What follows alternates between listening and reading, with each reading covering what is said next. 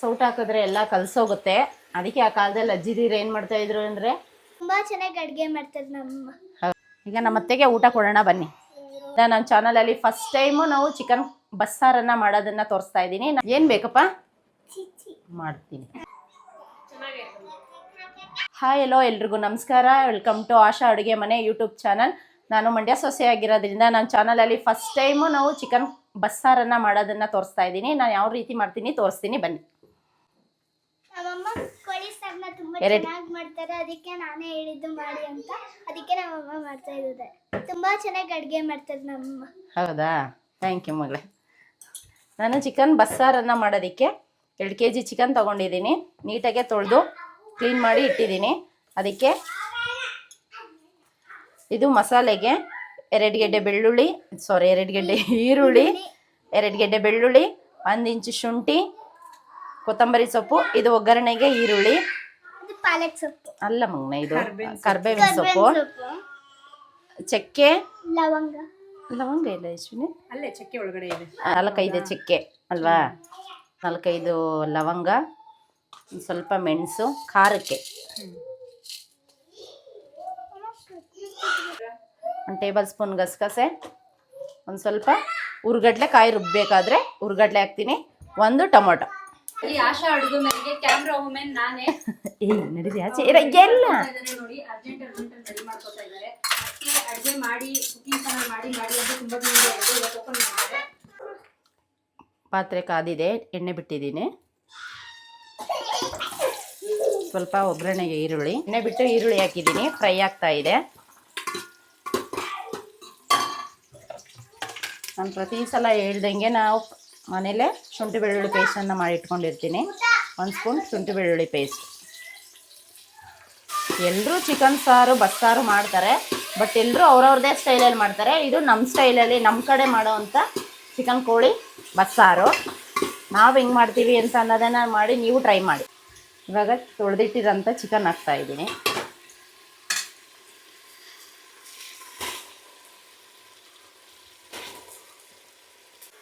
ನಮ್ಮ ಮನೇಲಿ ಜಾಸ್ತಿ ಜನ ಇರೋದ್ರಿಂದ ಚಿಕನ್ ಜಾಸ್ತಿ ತಂದಿರ್ತೀವಿ ಅಷ್ಟೇ.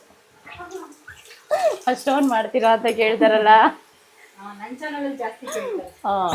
ಎಷ್ಟು ಅಡುಗೆ ಮಾಡ್ತೀರಾ ನೀವು ಅಂತ. ಮಗುನೇ ಜಾಸ್ತಿ ಬೈಕೆ ಹೇಳೋದು. ಹಾಂ,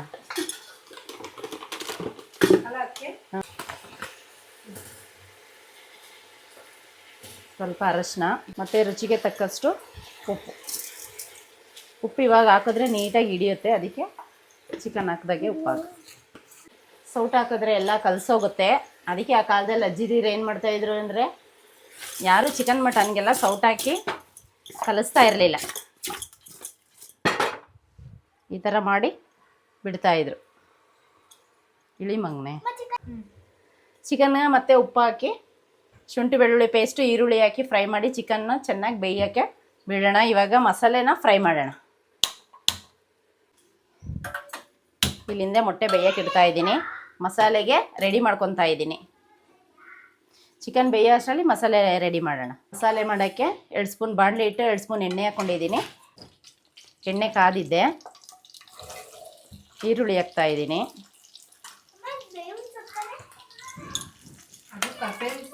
ಕರ್ಬೇವಿನ ಸೊಪ್ಪು ಮಗನೆ,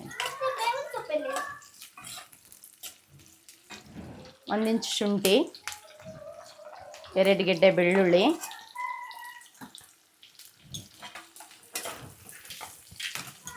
ಫ್ರೈ ಮಾಡೋಣ. ಇದು ಚಕ್ಕೆ, ಲವಂಗ, ಸ್ವಲ್ಪ ಕಾಳು ಮೆಣಸು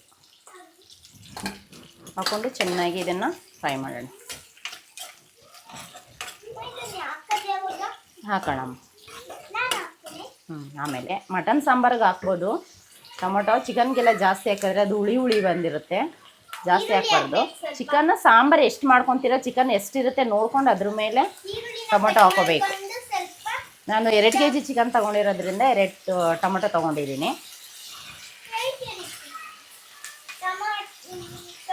ಬಿಟ್ಬಿಡಿ ಅದಕ್ಕೆ ಅಡುಗೆ ಮಾಡೋಕ್ಕೆ. ಅವಳು ನೆಕ್ಸ್ಟ್ ಅವಳೇ ಮಾಡಿಕೊಡ್ತಾಳೆ ನನಗೆ. ಟೊಮೆಟೊನ ಸ್ವಲ್ಪ ಎಕ್ಸಾಮ್ ಪಾಸ್ ಆಗಿಲ್ಲ ಅಂದ್ರೆ ಅಡುಗೆ ಮಾಡೋಕ್ಕೆ ಲಾಸ್ಟ್ ಕೊಟ್ರಾ ಸ್ವಲ್ಪ ಕೊತ್ತಂಬರಿ ಸೊಪ್ಪು. ಇದಕ್ಕೆ ನಾವು ಧನಿಯಾ ಪುಡಿ ಮೆಣಸಿನ್ಕಾಯಿ ಪುಡಿ ಎಲ್ಲ ಬೇರೆಯವ್ರ ಥರ ಸಪ್ರೇಟ್ ಏನು ಮಾಡಲ್ಲ, ಜೊತೆಲೇ ಮಾಡಿ ಇಟ್ಕೊಂಡಿರ್ತೀವಲ್ಲ ಅದೇ ಸಾಂಬಾರು ಪುಡಿನ ಯೂಸ್ ಮಾಡಿರ್ತೀವಿ. ಅದಕ್ಕೆ ನಾವು ಚಕ್ಕೆ ಲವಂಗ ಎಲ್ಲ ಸ್ವಲ್ಪ ಮಸಾಲೆ ಐಟಮ್ಗಳನ್ನೆಲ್ಲ ಕಡಿಮೆ ಹಾಕೋದು, ಏಕೆಂದರೆ ಮಸಾಲೆ ಪೌಡ್ರಿಗೆಲ್ಲ ಹಾಕಿರೋದ್ರಿಂದ ಸಾಂಬಾರಲ್ಲಿ ಕಹಿ ಬರುತ್ತೆ.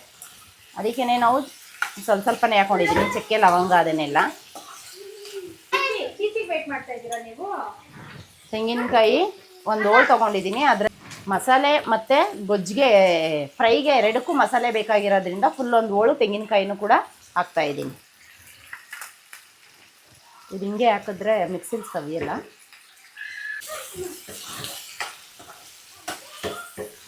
ಟೊಮೊಟೊ ಇದೆಲ್ಲ ಫ್ರೈ ಆಗಿದೆ. ಇದಕ್ಕೆ ತೆಂಗಿನಕಾಯಿ,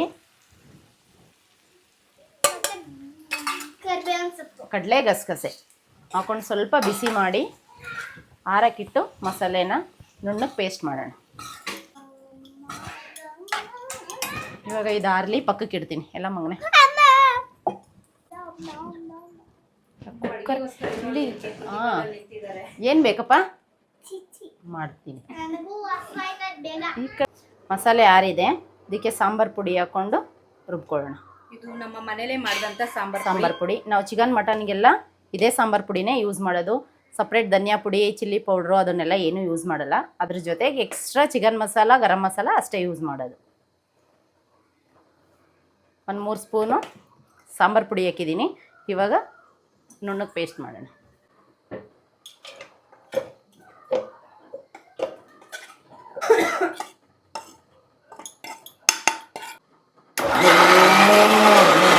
ಮಸಾಲೆನ ಚೆನ್ನಾಗಿ ನುಣ್ಣಗೆ ರುಬ್ಬಿದ್ದೀನಿ. ಸಾಂಬಾರ್ಗೂ ಬೇಕು ಮತ್ತು ಚಿಕನ್ನ ಫ್ರೈ ಮಾಡೋಕ್ಕೂ ಮಸಾಲೆ ಹಾಕಬೇಕು. ಚಿಕನ್ನ ಅರ್ಧ ಬೆಂದಿದೆ. ಚಿಕನ್ನ ಜಾಸ್ತಿ ಬೇಯಿಸಬಾರ್ದು. ಚಿಕನ್ ಆಗಲಿ ಮಟನ್ ಆಗಲಿ ಅದೆಲ್ಲ ಮಟನ್ ಪೀಸೆಲ್ಲ ಬಿಟ್ಕೊಂಡ್ರೆ ತಿನ್ನೋಕ್ಕಾಗಲ್ಲ, ಹುಲ್ಲುಲ್ಲಂಗೆ ಬಾಯಿಗೆ ಸಿಗುತ್ತೆ. ಒಂದು ಮೀಡಿಯಮ್ ಆಗಿ ಬೇಯಿಸ್ಕೋಬೇಕು. ಇಲ್ಲಿ ಚಿಕನ್ ಸಾಂಬಾರು ಆಗೋ ಅಷ್ಟರಲ್ಲಿ ಇಲ್ಲಿ ಅನ್ನಕ್ಕೆ ಇಟ್ಟಿದ್ದೀನಿ. ಮೊಟ್ಟೆ ಬೇಯ್ತಾ ಇದೆ. ಸಾಂಬಾರು ಒಂದು ರೆಡಿ ಆಗೋ ಅಷ್ಟರಲ್ಲಿ ಅನ್ನ ಮುದ್ದೆ ಎಲ್ಲ ಆಗುತ್ತೆ. ಹಾಕ್ಲಾ ಮಸಾಲೆ. ಈ ಥರ ಅಡುಗೆ ಮಾಡೋದು ಹೇಳ್ಕೊಟ್ಟಿದ್ದು. ನಾನು ಅಷ್ಟೇ ಬೇಗ ಮಾಡ್ಕೊಂತೀನಿ. ನಾನು ಕಾಲೇಜ್ಗೆ ಹೋಗುವಾಗ ಅಡುಗೆ ಎಲ್ಲ ನನಗೆ ನಿಜ ಮಾಡೋಕ್ಕೆ ಬರ್ತಾ ಇರಲಿಲ್ಲ. ನಾನು ಅಜ್ಜಿ ಮನೇಲಿ ಬೆಳೆದಿದ್ರಿಂದ ನಮ್ಮ ಅತ್ತೆದಿರು ನನಗೆ ಅಡುಗೆ ಮಾಡೋದು ಹೇಳ್ಕೊಟ್ಟಿದ್ದು.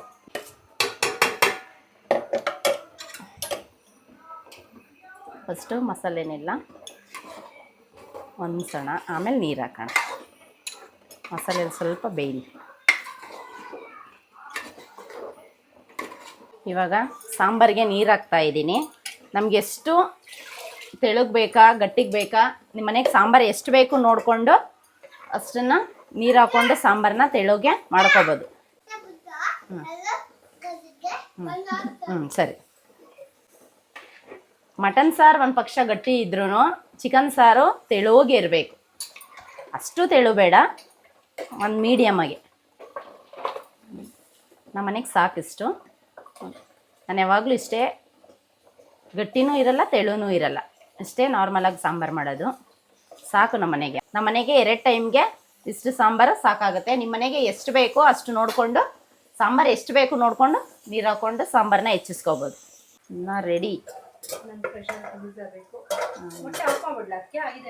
ಬೇಯಲಿ ನಂಚೂರು ಹಿಂಗೆ ಕಾಯಕ್ಕೆ ಇಟ್ಟಿರ್ತೀನಿ. ಫಸ್ಟ್ ಬ್ಲಾಗ್ ಆಗಿರೋದ್ರಿಂದ ಪಾಯಸ ಮಾಡೋಣ, ಸ್ವೀಟ್ ಏನಾದರೂ ಅಂತ ಅಂದ್ಬಿಟ್ಟು ಪಾಯಸ ಮಾಡ್ತಾ ಇದ್ದೀನಿ. ಸಡನ್ನಾಗಿ ಮಾಡ್ಕೊಳೋ ಸ್ವೀಟ್ ಇದೆ. ಹಾಂ, ಸಡನ್ನಾಗೆ ಅಂದರೆ ನಾನು ಯಾವಾಗಲೂ ಮಾಡೋದು ಇದೇನೆ. ಪ್ರತಿ ಸಲ ನಮ್ಮ ಮನೇಲಿ ಏನು ಮಿಸ್ ಆದರೂ ಶಾವಿಗೆ ಪಾಯಸ ಮಿಸ್ ಆಗಿರಲ್ಲ. ಎಲ್ಲ ಹಬ್ಬದಲ್ಲೂ ಇದ್ದೇ ಇರುತ್ತೆ. ಹಾಂ,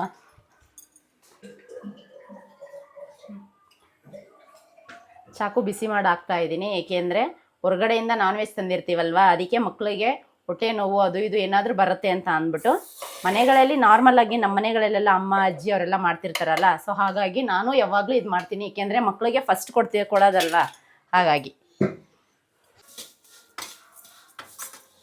ಪಾಯಸ ಮಾಡೋಕ್ಕೆ ಶಾವಿಗೆ ಹುರಿತಾ ಇದ್ದೀನಿ. ಹಾಲು ಕಾಯ್ತಾ ಇದೆ.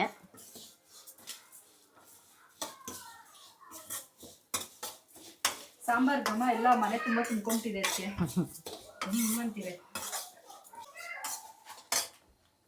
ಸಾಂಬಾರು ಬೆಂದಿದೆ.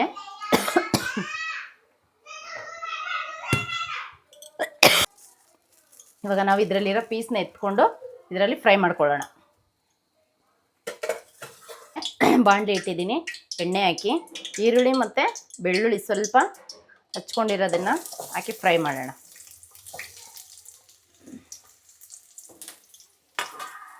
ಜೊತೆಗೆ 2 ಕಡ್ಡಿ ಕರಿಬೇವಿನ ಸೊಪ್ಪು, ಇದನ್ನು ಚೆನ್ನಾಗಿ ಫ್ರೈ ಮಾಡೋಣ.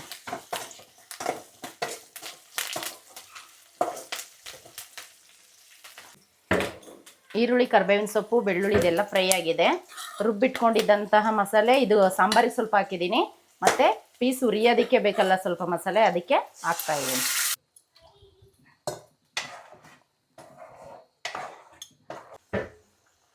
ಮಸಾಲೆಗೆ ಸ್ವಲ್ಪ ಗರಂ ಮಸಾಲ, 1-2 ಸ್ಪೂನು ಚಿಕನ್ ಮಸಾಲ. ಈ ರೆಸಿಪಿ ಯಾರ ಫೇವ್ರೇಟ್ ಹೇಳಿ? ನಾಗೇಂದ್ರನಿಗೆ.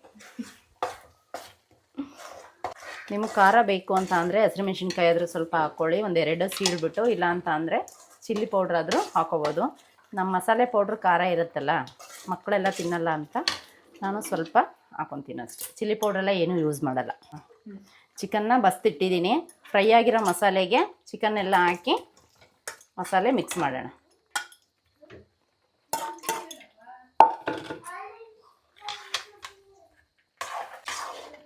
ಕರೆಕ್ಟಾಗಿತ್ತು ಮಸಾಲೆ. ಮಕ್ಕಳೆಲ್ಲ ಬನ್ನಿ ಊಟ ಮಾಡೋಣ. ಆಮೇಲೆ ಸ್ವಲ್ಪ ಕೊತ್ತಂಬರಿ ಸೊಪ್ಪು ಟೇಸ್ಟಿ ಆಗ್ತಿದೆ. ಒಂದ್ಸಲ ಮಿಕ್ಸ್ ಮಾಡೋಣ. ಇದು ರೆಡಿಯಾಗಿದೆ, ಆಲ್ಮೋಸ್ಟು ರೆಡಿಯಾಗಿದೆ. ಕೆಳಗಡೆ ಎಲ್ಲ ಮಸಾಲೆ ಇರೋದನ್ನೆಲ್ಲ ನೀಟಾಗಿ ಎತ್ತಿ ಮಾಡುವಾಗ ಮಾತಾಡೋದು ಮರ್ತೋಗುತ್ತಲ್ವಾ ಅದಕ್ಕೆ. ಮಾಡ್ತಾ ಮಾಡ್ತಾನೆ ಎಲ್ಲ ಕ್ಲೀನ್ ಮಾಡಿಕೊಂಡ್ರೆ ನೀಟಾಗಿರುತ್ತೆ. ಇಲ್ಲ ಅಂತ ಅಂದರೆ ಅಡುಗೆ ಆಗಿ ಊಟ ಎಲ್ಲ ಜೀರ್ಣ ಆಗೋ ಅಷ್ಟರಲ್ಲಿ ಮತ್ತೆ ಪಾತ್ರೆ ತೊಳ್ಕೊಂಡು ಕೂತಿರ್ಬೇಕು. ಮೆಸ್ಸಿ ಆಗಿದ್ದರೆ ಇಷ್ಟ ಆಗಲ್ಲ, ನೀಟಾಗಿರಬೇಕು. ಅನ್ನ, ಸಾಂಬಾರು, ಮೊಟ್ಟೆ ಬಿಡಿಸಿ ಇಡೋಣ. ಇಟ್ಟಿದ್ದೀನಿ. ಮುದ್ದೆ ಜಾಸ್ತಿ ಜನಕ್ಕೆ ಮಾಡಬೇಕಾದ್ರೆ ಅಷ್ಟೇ ನಾನು ಪಾತ್ರೆ ಯೂಸ್ ಮಾಡೋದು. ನಮ್ಮ ಅತ್ತೆ ಅದನ್ನೇ ಹೇಳ್ತಾ ಇರ್ತಾರೆ, ಬಾಣಲಿ ಮುದ್ದೆ ಮಾಡಲಿಲ್ವಾ ಅಂದರು. ನನಗೊಂದು ಮುದ್ದೆ ಆದರೆ ಅಷ್ಟೇ, 1-2 ಆದರೆ ಬಾಣಲಿಲಿ ಮಾಡ್ತೀನಿ. ಜಾಸ್ತಿ ಮಾಡಬೇಕಂತ ಅಂದರೆ ನಂಗೆ ಪಾತ್ರೆ ಇರಲೇಬೇಕು. ಎಲ್ಲ ರೆಡಿ ಮಾಡಿ ಇಟ್ಟಿದ್ದೀನಿ. ಮುದ್ದೆ ಒಂದು ಕಟ್ಟಬೇಕು. ಮುದ್ದೆ ಕಟ್ಬಿಟ್ಟು ಎಲ್ರಿಗೂ ಊಟ ಕೊಡೋಣ. ನಮ್ಮನೇಲಿ ಯಾರು ಜಾಸ್ತಿ ಮುದ್ದೆ ತಿನ್ನಲ್ಲ, ಅದಕ್ಕೆ ಸ್ವಲ್ಪನೇ ಮಾಡಿರೋದು. ನಾನು, ಅತ್ತೆ, ನಮ್ಮ ಮಾವ, ಮಕ್ಕಳೆಲ್ಲ ಅನ್ನ ತಿಂತಾರೆ. ನಮ್ಮ ದೊಡ್ಡ ಮಗನೂ ಅನ್ನನೇ ತಿನ್ನೋದು ಅಲ್ವಾ ಅಶ್ವಿನಿ? ಕೈಗೊಂದು ಸ್ವಲ್ಪನೂ ಅಂಟ್ತಾ ಇಲ್ಲ ನೋಡಿ. ಮದುವೆ ಮನೇಲಿ ಮುದ್ದೆ ಕಟ್ದಂಗೆ ಆಗ್ತಾಯಿದೆ ನಮಗೆ ಅಲ್ಲ ಅಶ್ವಿನಿ?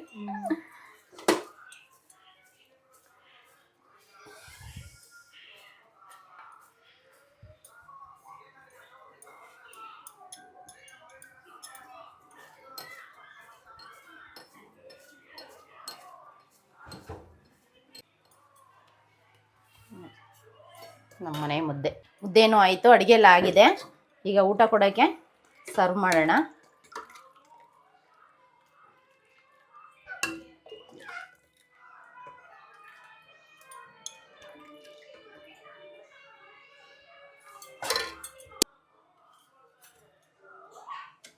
ಮೊಟ್ಟೆ, ಚಿಕನ್ ಫ್ರೈ. ನೀವೆಲ್ಲ ಹೆಂಗೆ ಮಾಡ್ತೀರಾ ಕಮೆಂಟ್ ಮಾಡಿ.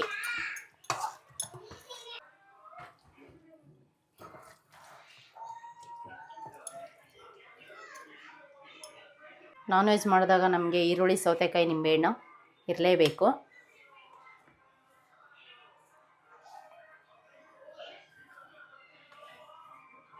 ವ್ಲಾಗ್ ಸ್ಟಾರ್ಟ್ ಮಾಡಿರೋದ್ರಿಂದ ನಾನ್ ವೆಜ್ ಜೊತೆ ಸ್ವೀಟೂ ಇರಲಿ ಅಂತ ಶಾವಿಗೆ ಪಾಯಸ ಮಾಡಿದ್ದೀನಿ. ನಮ್ಮ ಮಕ್ಕಳಿಗೆಲ್ಲ ಕೊಟ್ಟು ಏನು ಹೇಳ್ತಾರೆ ಕೇಳೋಣ ಬನ್ನಿ. ಇದು ನಮ್ಮದು ಫುಲ್ ಮೀಲ್ಸ್. ಇವಾಗ ಅಡುಗೆ ಎಲ್ಲ ರೆಡಿಯಾಗಿದೆ. ಮಕ್ಕಳಿಗೆ ಮತ್ತು ನಮ್ಮ ಅತ್ತೆಗೆ ಕೊಟ್ಟು ಹೇಗಿದೆ ಅಂತ ಕೇಳೋಣ ಬನ್ನಿ. ನೀವು ಕೂಡ ಇದೇ ಥರ ನಾನು ಮಾಡಿರೋ ಥರ ಚಿಕನ್ ಸಾಂಬಾರನ್ನ ಟ್ರೈ ಮಾಡಿ ಹೇಗಿದೆ ಅಂತ ಕಾಮೆಂಟಲ್ಲಿ ತಿಳಿಸಿ. ಈಗ ನಮ್ಮ ಅತ್ತೆಗೆ ಊಟ ಕೊಡೋಣ ಬನ್ನಿ. ಅಂತ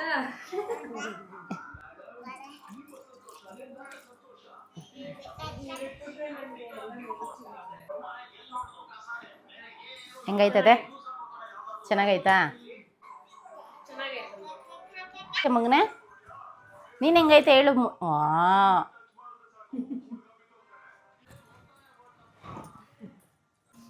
ಈಗ ಅಡುಗೆ ಎಲ್ಲ ಆಗಿ ಮಕ್ಕಳಿಗೆ ಅತ್ತೆಗೆಲ್ಲ ಊಟ ಕೊಟ್ಟಿದ್ದೀನಿ. ನಾವು ಬಿಸಿ ಬಿಸಿ ಊಟ ಮಾಡಬೇಕು. ನಾನು ಮಾಡಿದಂಥ ರೆಸಿಪಿ ನೋಡಿದ್ರಲ್ಲ, ನೀವು ಟ್ರೈ ಮಾಡಿ ಹೇಗಿದೆ ಅಂತ ಹೇಳಿ. ಮುಂದಿನ ವಿಡಿಯೋದಲ್ಲಿ ಸಿಗ್ತೀನಿ. ನಾನು ಮಾಡಿದಂಥ ಚಿಕನ್ ಸಾಂಬಾರ್, ಚಿಕನ್ ಬಸ್ಸಾರು ನಿಮಗೂ ಇಷ್ಟ ಆಗಿದ್ರೆ ನೀವು ಟ್ರೈ ಮಾಡಿ. ಮುಂದಿನ ವಿಡಿಯೋದಲ್ಲಿ ಯಾವ ರೆಸಿಪಿ ಮಾಡಬೇಕು ಅಂತ ಕಮೆಂಟ್ ಮಾಡಿ. ಹೊಸ ರೆಸಿಪಿಯೊಂದಿಗೆ ಮುಂದಿನ ವಿಡಿಯೋದಲ್ಲಿ ಸಿಗ್ತೀನಿ. ಅಲ್ಲಿವರೆಗೂ ನೋಡ್ತಾ ಇರಿ ಆಶಾ ಅಡುಗೆ ಮನೆ ಯೂಟ್ಯೂಬ್ ಚಾನಲ್. ಎಲ್ಲರಿಗೂ ಧನ್ಯವಾದ.